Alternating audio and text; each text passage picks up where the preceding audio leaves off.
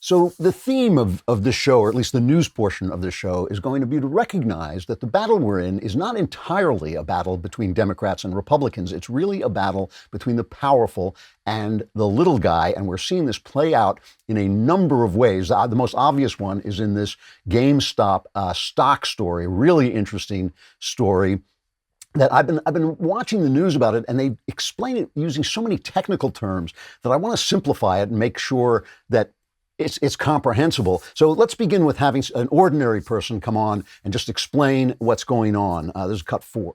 From what I understand, there are these people who they have lots of money and they have hedges around their house, and they go to the market, but it's like not a real market.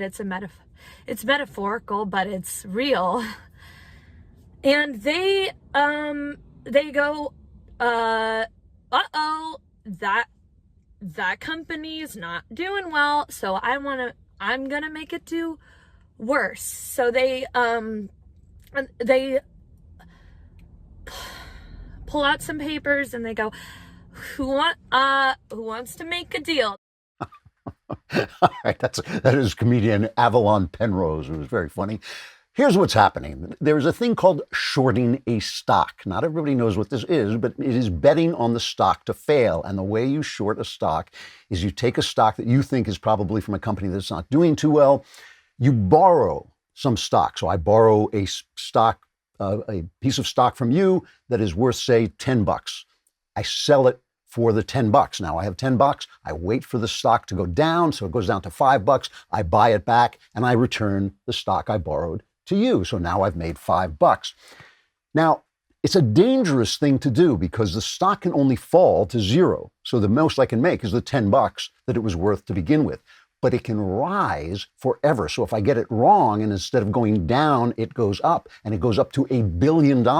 Now I'm in debt. I have to buy it back to return it to you. And I'm in debt $1 billion less than $10, right? So it's like a very dangerous thing to do. So these big hedge funds, they pick stocks that they think are going to fail. So one of them is GameStop, one of them is AMC, obviously theaters that are struggling so much during the pandemic. GameStop obviously struggling because it's a video game store. I used to love to go to GameStop. Now I can just download my games right onto my devices, right? So I don't have to go to GameStop. So it's been struggling, though they do have a lot of cash. So all these people on these what they call retail investor sites, things like Robinhood, places where you just go on and you just buy the stocks you want, led by some people on social media sites like Reddit. They said, well, why don't we buy the stock? Then the stock will go up. Not only will we screw these hedge funds that are betting against the business, we'll make a lot of money. And that's exactly what happened, right? The stock goes up and the little guys, a lot of these little guys made a lot of dough on something like GameStop, or the hedge funds got badly burned, okay? So why is this a problem? Well, it's a problem because the big hedge funds don't like getting burned. It's like boo-hoo, boo-hoo. So Robinhood, which is one of these sites that tells you, come on, you can buy stocks. They started to ban the sale of GameStop to stop these guys from doing it. And the idea is, this is getting in the way of the really serious investors who know what they're doing. And it's inflating this stock where the serious investors know that the stock shouldn't be inflated because GameStop isn't doing well. Actually, GameStop actually had a lot of cash on hand, so it's not necessarily true. Now, here's the first thing you have to understand, all right?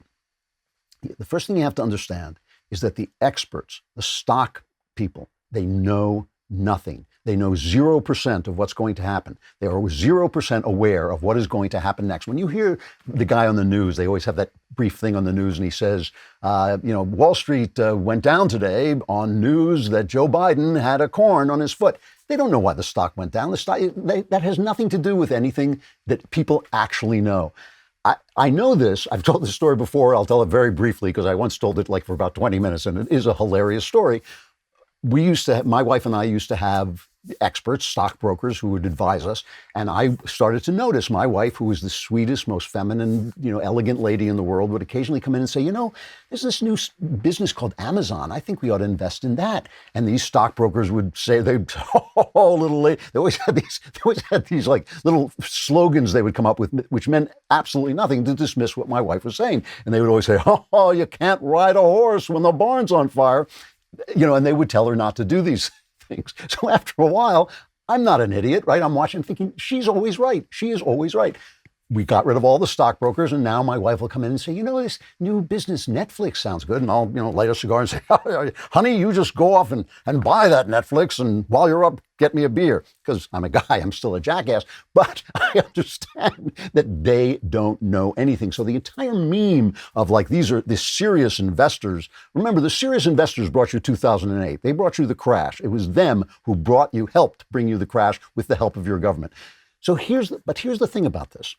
So now Robinhood bans retail investors, the little guy. And remember, some of these little guys are guys who have lost their restaurant jobs because of the idiot shutdown, because of the mistake the government made. So they don't have the money. The guys at the hedge funds are doing great. They're doing great. They're doing online. They're having a great time. So suddenly the guys at the hedge funds are hurting, and the guy who lost his waiter job is doing great.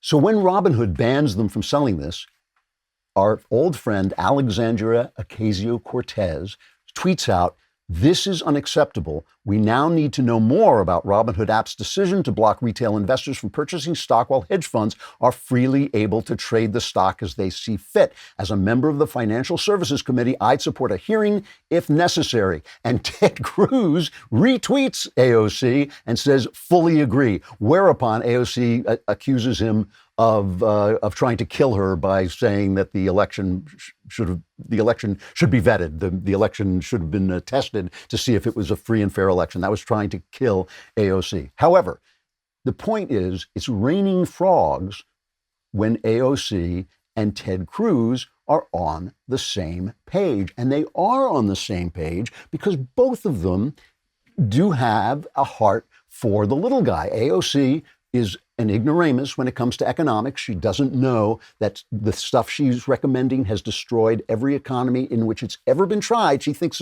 that's not true because everything she learned in school.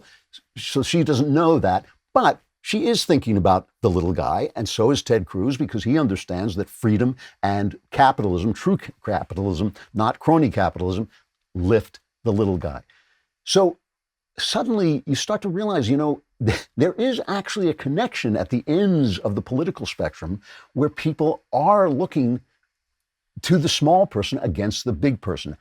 However, that is not what the Democrats are doing. The Democrats have become the party of the elite, and we have to understand that. And, I've said this before about AOC. The day AOC realizes that all of the richest people in the country, all the corporations in the country are supporting her, Wall Street supports her, it might occur to her that, why is that happening? Oh, it's because socialism cements the top level of wealth. And what it does is it gets rid of the middle level, because that middle level is a threat to the top level. So this is an opportunity. This is an opportunity for us, the right, to explain through culture, through education, through journalism, that we are the party of the little guy. In the old days, it was, the left saying, well, we support your union and we support this and we support socialism so you'll have a safety net. Now it's the right who actually supports the right of the little guy to be free, to own guns, to speak out and not be censored by corporations like Twitter and Google and all those people who are censoring people, and to basically make a living through capitalism. It is the left that has supported these shutdowns. It is the left that supports the big government. It's the left that supports all the things that take the little guy's freedom away. And this is a wonderful moment, because this is just another, the people who keep saying everything is about Donald Trump, and I keep saying nothing is about Donald Trump. Nothing is about Donald Trump. Everything is about what Donald Trump represented and the people he represented. So now those people are striking back in a new way. They're striking back through the stock market by saying, hey, we have a right to run up the stock market and make investments too. And people say, no, we need these experts. Well, I'm telling you, the experts know nothing. The experts do nothing. The experts help nothing. This is fair play in a free market. And this is what capitalism, true capitalism, looks like. And all of this stuff that Robinhood's doing should be stopped right where it is. This is the big guy, the little guy against the big guy. And America was made by little guys. It's going to continue to be made by little guys, little guys are going to continue to become big guys as long as we remain free and competition remains free. And here, now we're going to take a look at another example of this, which is going to shock you. It's climate change is another example where the left and right have common interests, little guy against big guy.